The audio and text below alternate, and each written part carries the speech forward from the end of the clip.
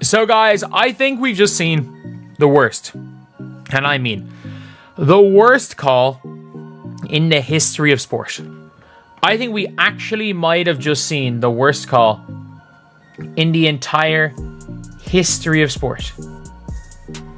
And like, this is a shock that it is actually not Dijonai Carrington committing a flagrant. DJ Carrington has quickly become one of the most polarizing personalities in the WNBA.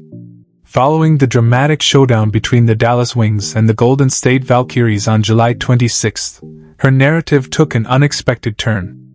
Once known for stirring controversy, Carrington now finds herself on the receiving end, mocking what could be the most ironic and talked about twist of the 2025 WNBA season.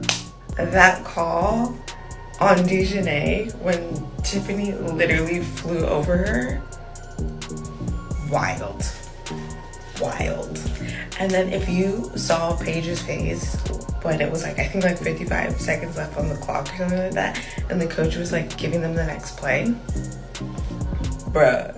While questionable officiating has been a league-wide issue in the WNBA, DJ Carrington had, until recently, managed to sidestep the worst of it. That changed on July 26th, when the script flipped, and for the first time, she found herself on the wrong end of one of the season's most bewildering calls. Not look nor play like she's 35. Okay, she be bringing it to them girls each and every night. She got that, acting like that face harness, okay, like to protect her face, her eyes, her nose, whatever that is. She be look like a dominatrix to me. I'd be like, bro, who is that? She looks like it's giving Scarecrow, or like a Black Raven vibe, okay, like a hawk. Like she looks like a bird of prey.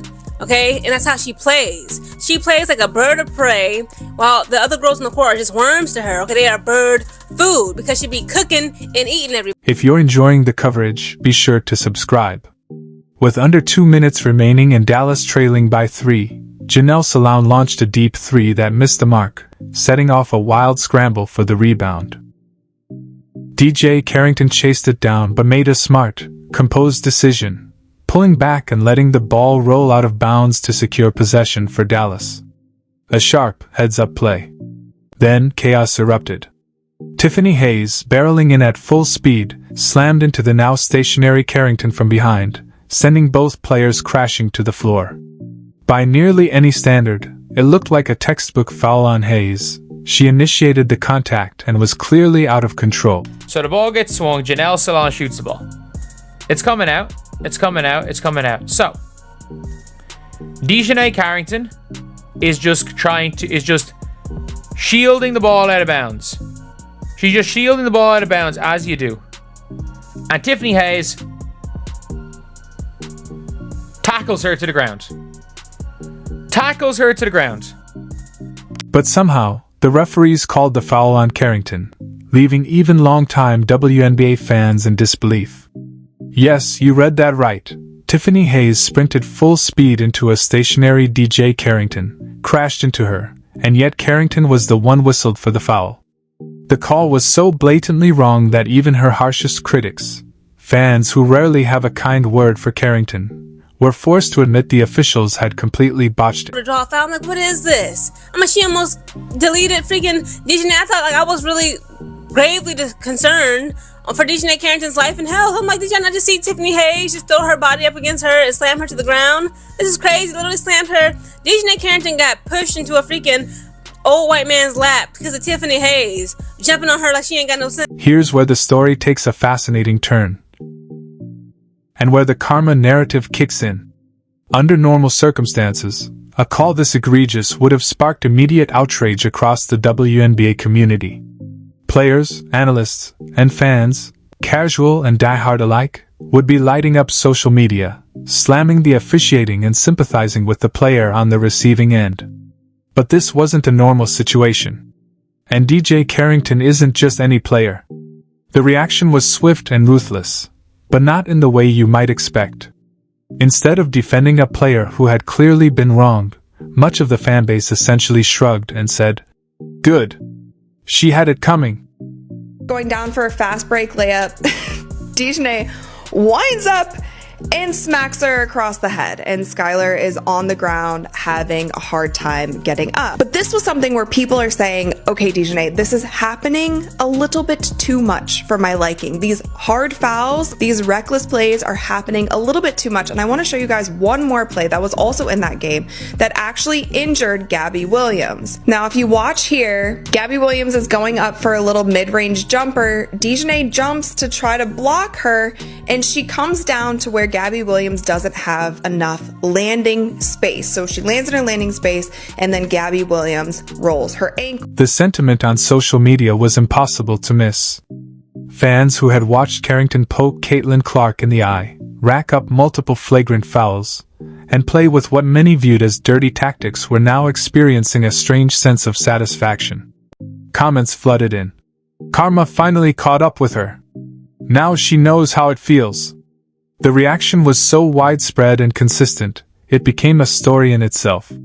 Here was a player who had clearly been wronged by a bad call, yet found almost no sympathy from the basketball world. Instead, her past behavior overshadowed the moment.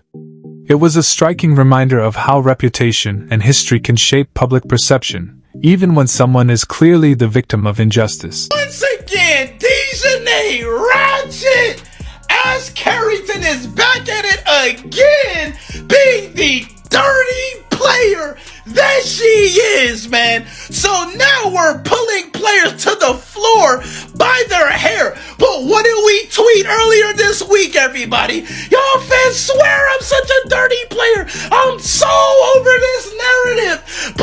But I just play hard as fuck, and I just make a play on the ball, and I'm tired of people calling me a dirty player. Calling it one of the worst calls in WNBA history might be an understatement.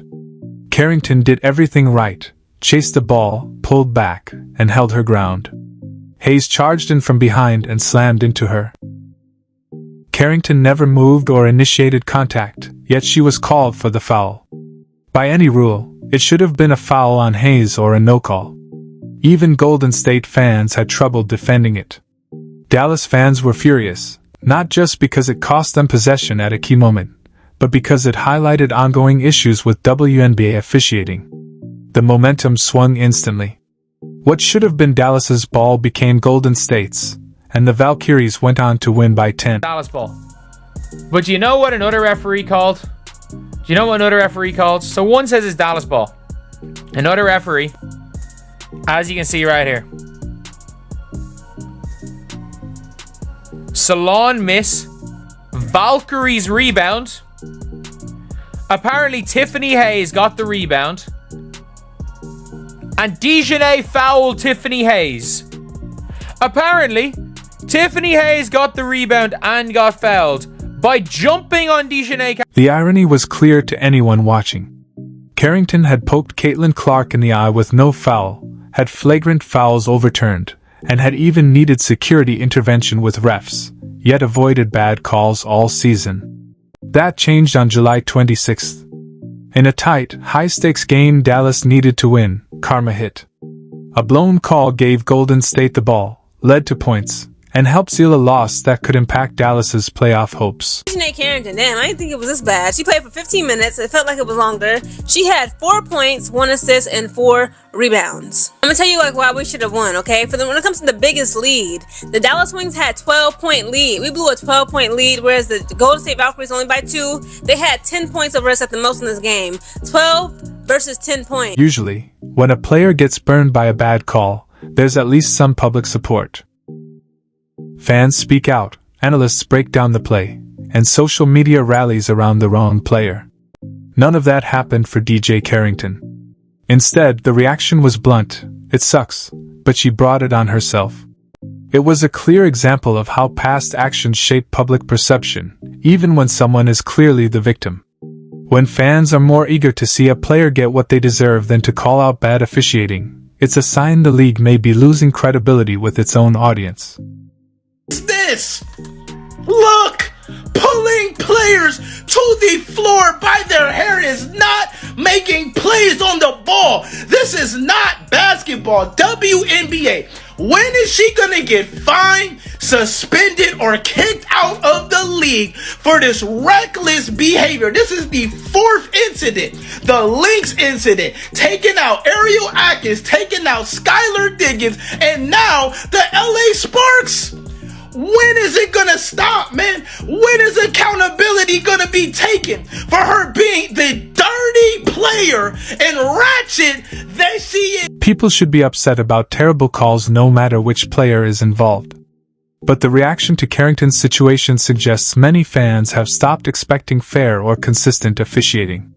It also highlights how certain players can become lightning rods for broader frustrations.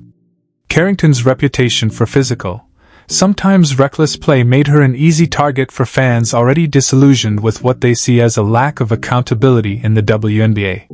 From a competitive standpoint, the fact that calls this bad can happen in key moments of close games raises serious concerns. If fans start to believe outcomes are being shaped by poor or biased officiating, it threatens the integrity of the entire league.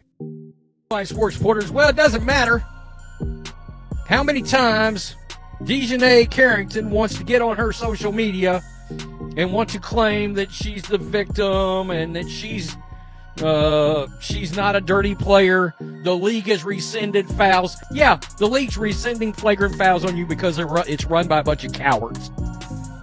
They're flagrant fouls. They're dirty plays. They're trashy plays. Someone's going to get very physically injured. At this point, Dijonai Carrington, forget about it. You won't beat these allegations. Like, that might be, like, that is the worst call I've ever seen in basketball.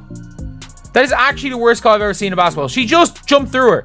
Like, she knew. Like, it is what it is. People will shield or get in the way of the ball and stand there. She just jumped over the back. Worst case scenario, it's an over the back foul. Worst case scenario, it's an over the back. Like, it is at least a foul on Tiffany Hayes, if not a